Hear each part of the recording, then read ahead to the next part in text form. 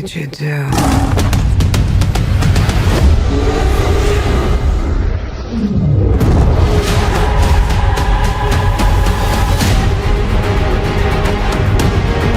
You know, I'm not so keen on this one. I figure you are, but you know what? I'm ready to go.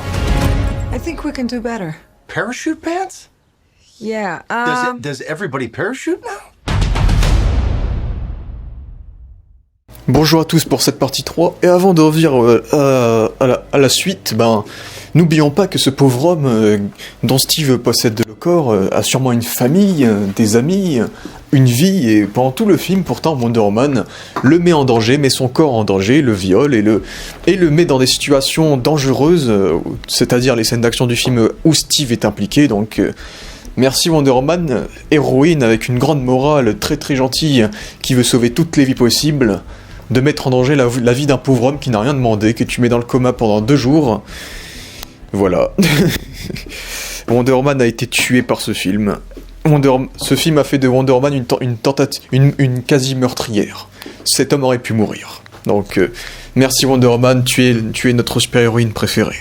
Et donc t'as Maxwell Lord qui a fait ses vœux, qui est trop content, qui devient riche, etc. et qui veut continuer à être riche. Et le truc c'est qu'il veut continuer donc à vendre, il continue à faire des deals de pétrole avec d'autres personnes en gros.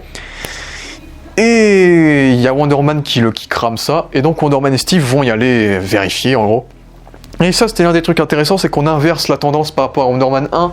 Dans Wonder Woman 1, c'était Steve qui faisait découvrir le monde des humains, des hommes à Wonder Woman, elle lui faisait montrer la glace, comment s'habiller, et là c'est pareil mais avec Steve cette fois, qui découvre les vêtements des années 80, les avions des années 80, etc.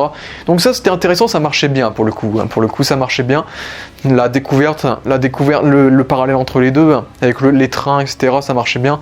Et donc ils vont chez Maxwell Lord et ils découvrent qu'il est parti en Égypte, très très vite d'ailleurs. En Égypte, dans les années 80, ça se connaît que dans les années 80, on met 5-6 heures de passer de l'Égypte aux États-Unis, hein, bien évidemment. Et donc Diana et Steve Trevor vont devoir aller en Égypte aussi. Mais malheureusement, ils peuvent pas prendre un avion normal comme tout le monde parce que Steve n'a pas de passeport. Parce que Steve est un individu des années... Parce que Steve vient du 19e, vient de 1918. Mais Wonder Man, tu n'as pas oublié que par hasard, Steve est dans le corps d'un autre gars qui lui vient des années 80. Parce que faut pas oublier qu'en fait, il n'y a que Wonder Man qui voit physiquement Steve. Tous les autres voient l'autre gars en fait. Voient l'autre gars qui est possédé par Steve en fait. Tu te dis pas que peut-être que ce gars-là a un passeport, lui qui vit dans les années 80 justement. Non, elle ne se dit pas ça, parce qu'elle est complètement conne et parce que ce film est écrit avec le cul. Et donc ils vont aller à l'aéroport, et donc Wonder Woman a accès à l'aéroport, elle montre sa petite carte à la caméra de surveillance, donc ce qui veut dire que Wonder Woman a été cramée par les caméras de surveillance, mais a priori elle ne sera jamais recherchée par les autorités pendant tout le reste du film pour avoir volé un avion, bien sûr. Et puis bien sûr, c'est très connu dans les aéroports, les avions sont déjà positionnés dehors, il y a déjà les clés au compteur, tu peux déjà piloter l'avion, ils sont bien sûr 100% remplis d'essence, et donc bien sûr sans problème, Wonder Man et Steve réussissent à rentrer dans un avion, à le piloter sans aucun problème, sans aucune technique de sécurité à enfreindre, non, tout est parfait. Bien sûr, ça se connaît que les avions sont libres comme l'air dans un aéroport, ils ne sont pas surveillés, bien évidemment. Et donc ensuite Steve, qui est connu pour être un pilote dans les années 1910, va piloter l'avion, mais c'est un avion des années 80. Donc comment Steve va faire ? Il y a comme une sacrée différence entre un avion des années 1910 que dans les années 80. Eh bien, il le pilote très bien. Genre, ça s'est fait à l'instinct, dans sa tête, il s'est dit « Ah bah tiens, c'est comme le vélo. » Ça s'oublie pas. C'est pitoyable. Cette écriture est pitoyable. Incroyablement pitoyable. Et donc, les radars détectent que l'avion a été volé. Et du coup, il y a les autorités qui vont aller essayer de tirer des missiles sur Wonder Woman, etc. Donc Wonder Woman doit trouver un moyen de ne plus être visible par le radar. Et donc, tiens, idée de génie qui n'a jamais été instaurée dans un film précédent, Wonder Woman peut rendre des objets invisibles. C'est connu, bien sûr. Et donc c'est le parfait moment pour qu'on adapte le fameux avion invisible de Wonder Woman dans les comics. Ce qui est par contre une bonne idée en vrai. Donc l'avion invisible, c'est plutôt bien fait, c'est plutôt bien de l'intégrer dans un film centré sur les années 80, donc quelque chose de plutôt kitsch. Donc ça c'est plutôt cohérent. Mais c'est vrai que ça n'a jamais été installé, le fait que Wonder Man puisse rendre des choses invisibles, comme Themyscira qui était rendu invisible par Zeus, ça n'a jamais été instauré, mais vas-y, je prends. Il y a tellement de conneries dans ce film que celui-là, c'est une des conneries les moins connes, on va dire. Donc ensuite, l'avion est invisible, du coup les radars ne détectent plus l'avion. Parce que ça se connaît. Dès qu'un avion est invisible, un radar ne peut plus le détecter, bien évidemment. C'est pas comme si l'avion était quand même là, dégager des ondes, etc., dégager des ondes et tout, et que c'était juste qu'il était invisible. Bien évidemment que non. Un radar, c'est obligé que l'avion doit être visible pour qu'un radar le voie, bien évidemment. Non, c'est complètement con. Un radar, c'est censé capter les ondes d'un avion. C'est censé capter que l'avion est là, pas que l'avion est visible ou invisible. Donc la connerie du radar, c'est complètement débile. Et en plus, Wonder Man et Steve n'ont pas peur que leur avion se fasse exploser par des putains de feux d'artifice, parce qu'ils passent au centre de feux d'artifice sans aucun problème. Totalement logique, encore une fois. Incroyable, bravo à eux. Ils ont esquivé des feux d'artifice. Pour le kiff, d'esquiver des feux d'artifice. Et donc l'avion qui n'a pas perdu d'essence depuis ce long voyage jusqu'en Égypte, eh bien ils sont arrivés en Égypte. Très rapidement, a priori, malgré tout, dans les années 80. Et donc ils sont en Égypte, où Maxwell Lord va essayer de dealer avec l'émir, je sais plus comment, qui veut récupérer ses terres ancestrales du Balia. Et le Balia, c'est une région de l'Égypte, de l'Afrique, qui est très liée à Black Adam dans les comics, donc c'était une petite référence. Et donc ça va créer un mur, je crois, dans l'Égypte, un espèce de mur, voilà, parce que voilà, un mur. Et donc Maxwell Lord, qui a réussi à faire son deal correctement avec l'émir, du coup repart tout content. Il a fait sa petite mission. Et dans la route, mais devinez qui il croise comme par hasard. Eh bien, Wonder Man qui avait payé un taxi. Et d'ailleurs, Wonder Man paye le taxi en dollars alors que le gars est en Égypte. Comment va-t-il pouvoir reconvertir ces dollars en dollars égyptiens? Excellente question. Et au milieu de nulle part en plus. C'est une excellente question encore une fois. Donc bref. Et donc t'as cette scène d'action absolument nullissime, mais mal filmée, absolument dégueulasse, avec des effets spéciaux pas terminés, mais éclatés au cul, où Wonder Man essaye de stopper Maxwell Lord du coup. Et donc t'as ce fameux moment par exemple où elle rattrape la balle. Je trouve ça extrêmement mal monté dans le film. Vraiment, quand Wonder Man essaye de choper la balle avec son lasso pour sauver Steve, mais c'est mal monté, on comprend rien. Et quand elle court, on voit qu'elle est derrière un putain de fond vert dégueulasse. Et ensuite elle sauve des gamins, parce que bien sûr dans les films on aime bien faire ce cliché complètement dégueulasse du gamin. Il y a des gamins, ils jouent au foot en plein sur la route, bien évidemment. Dans un désert, bien évidemment, le meilleur endroit pour jouer au foot, c'est la route, bien évidemment, ça se connaît. Et donc, ces gamins qui voient un camion qui fonce droit sur eux ne réagissent absolument pas parce que, bien évidemment, les gamins, ce sont des statues en pierre, ça se connaît aussi. Et donc, bien évidemment, il faut qu'on Wonder Man les sauve. Et donc, quand Wonder Man les sauve, ça se voit que Wonder Man sauve des putains de mannequins, bien sûr, en plus. Donc voilà, cette scène d'action était nulle à chier. C'était mal filmé, effets spéciaux dégueulasses, les pires clichés du monde. C'était lamentable.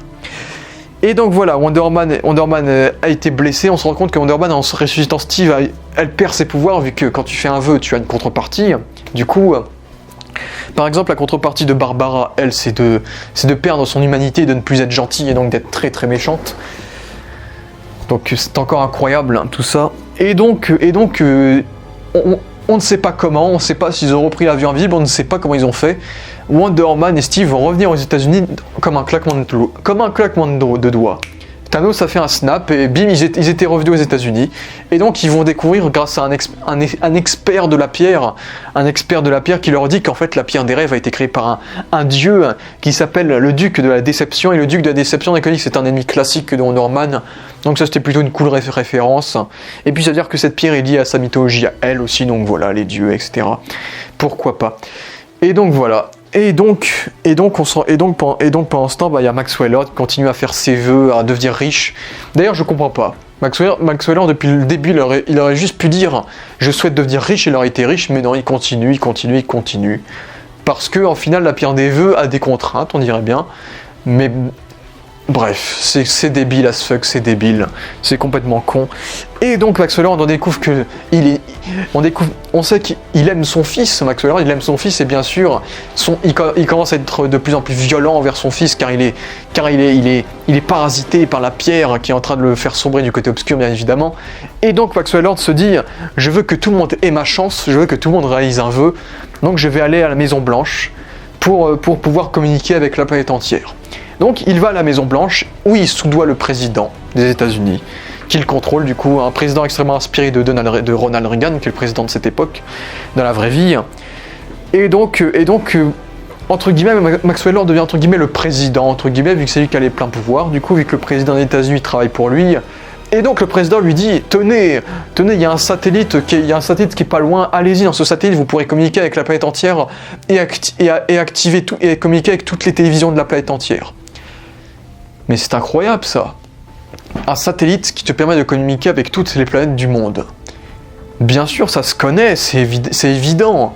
Après, ça aussi, ça peut être intéressant si on avait eu, s'ils étaient allés à fond dans le côté années 80, et si on nous aurait développé par exemple une sous-intrigue sur la conspiration, par exemple, avec l'URSS et les États-Unis, et peut-être que les États-Unis avaient peut-être un système pour allumer toutes les télévisions du monde et pour manipuler les gens. Ça aurait pu être intéressant d'aller à fond dans ce côté conspiration, tu vois.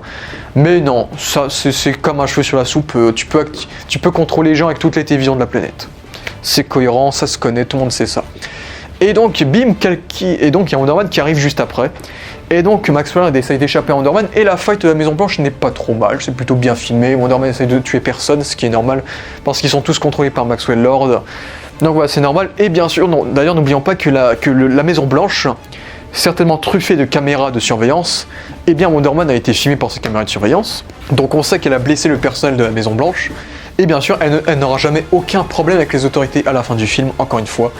Ce qui n'a aucun sens dans le sens où elle détruisait justement des caméras de sécurité au début du film pour faire le lien avec BVS, ou dans BVS personne ne la connaissait, mais vu le nombre de fois où tout le monde la voit dans ce film-là et qu'elle ne détruit aucune caméra de sécurité, je pense que la cohérence avec Batman vs Superman, elle est dead, hein. C'est mort. Quand tu vois ce film, tu te dis mais comment Batman n'a jamais entendu parler de cette meuf? Comment? Surtout qu'il y a des journaux qui parlent d'elle. Sans déconner. Et donc voilà, t'as cette petite fight sympathique qui fonctionne bien. Bon, par contre, une petite fight que j'ai trouvé assez nulle, mano à mano entre Steve et Maxwell Lord, pour faire une petite fight entre les deux hommes. Ça, c'était assez nul, je trouvais. Et donc, t'as Cheetah qui revient, t'as Barbara qui est complètement méchante, qui perd son humanité, qui veut pas perdre ses pouvoirs et qui veut pas que Diana détruise la pierre. Et bien du coup elle est habillée en cheetah parce que à aucun moment dans le film ça a été vraiment dit qu'elle aimait bien les guépards, je sais pas. Mais bon, elle est habillée en mode guépard, en mode cheetah, elle est puissante, etc. Donc après ça c'est plutôt intéressant dans le sens où c'est presque une Wonder Man inversée. Elle a les mêmes pouvoirs que Wonder Man, sauf que c'est complètement son opposé. Elle est bestiale, là Wonder Man est plus humaine, elle est blonde, elle est brune. Ils ont les mêmes pouvoirs, sauf qu'une est méchante et l'autre est gentille, on va dire. Donc ça marchait bien, mais j'ai trouvé la scène d'action assez nulle aussi. Pour moi, il faut avoir une scène d'action un peu typée Man of Steel, alors que là, la scène d'action, elle faisait trop pas de budget. Ce qui est bizarre parce que ce film coûtait 200 millions de dollars. Oui, je ne plaisante pas, 200 millions de dollars pour ce film. Oui, je sais, ça se voit pas. Hein. Franchement, ce film, on dirait que ce film a coûté 100 millions de dollars. On dirait qu'ils ont à peine eu plus de budget que Shazam. Mais Shazam, ils ont une excuse parce que le film coûtait que 80 millions de dollars. Mais celui-là, il coûtait 200 millions de dollars. Dites-vous que Aquaman coûtait 170 millions de dollars. Beaucoup moins cher et Aquaman, visuellement, est incroyable. Dites-vous que même Wonder Man 1 coûtait 170 millions de dollars, il me semble, ou 150. Et bien Wonder Man 2 coûte 200 millions. 200 millions, mais où est passé le pognon? Et comme j'ai dit que ce film avait aucune excuse, parce que comme j'ai dit au niveau du montage, c'est nul à chier. Comme j'ai dit, il y a plein d'incohérences, et bien sûr ils n'ont pas fait des reshoots pour régler ces incohérences. Déjà, là on a à peu près fait les 3/4 du film, là que je vous ai résumé, et vous voyez qu'il y a plein d'incohérences qu'ils auraient pu corriger en 2 ans de post-production. Putain. Et en plus, les effets spéciaux sont absolument immondes. C'est dégueulasse. Vraiment, Wonder Man, dans ses scènes d'action, c'est très moche. T'as des fonds verts dégueulasses parfois. On dirait un film des années 2000. Vraiment, avec des effets spéciaux dégueulasses. C'est honteux, c'est lamentable, hein, ce film. Et donc ensuite, voilà, Wonder Man a perdu. Cheetah a gagné. Donc Cheetah va prendre l'aéroport avec Maxwell Lord. Et donc Steve va faire son sacrifice en disant Diana, tu dois me laisser mourir pour que tu puisses récupérer tes pouvoirs et battre les méchants pas gentils. Et donc tu as cette scène émouvante, peut-être pas trop non plus. En fait, ce film, cette scène, c'est juste pour nous dire que en fait, Steve donne son approbation pour que Wonder Man ait une vie avec d'autres hommes après sa mort. En fait. Parce que du coup, pendant tout le film, pendant 60 ans, Wonder Man a toujours été dépendant de Steve et n'a jamais eu de relation avec quelqu'un d'autre. Et là t'as Steve qui sait qu'il va mourir et qui lui dit « Vis ta vie, fais ce que tu veux, etc. » Et donc c'est pour ça qu'à la fin, Wonder Man, du coup, est plus heureuse et il y a plus de chances qu'elle ait des relations avec des hommes, du coup. Ce qui veut dire que ça veut dire que cette scène, la signification de cette scène, c'est que Steve donne son approbation pour que Wonder Man ait d'autres mecs après lui. Ce qui veut dire que Wonder Man, du coup, n'a rien fait pendant 60 ans et qu'il a fallu qu'elle attende que son mec lui dise oui, tu peux ken d'autres gars, il n'y a pas de problème en ce qui me concerne, pour qu'elle le fasse. Merci, message progressisme, merci Patty Jenkins pour cette écriture totalement progressiste pour les femmes. Bien bravo à toi, t'es trop forte. Et donc voilà, Steve se sacrifie, scène. Bon, Gal Gadot pleure, tout le monde dit que c'est un jeu d'acteur incroyable, moi je dis juste que elle sait pas jouer, même quand elle pleure, je trouve qu'elle sait pas jouer. Et donc voilà, Steve est mort. Paix à son âme.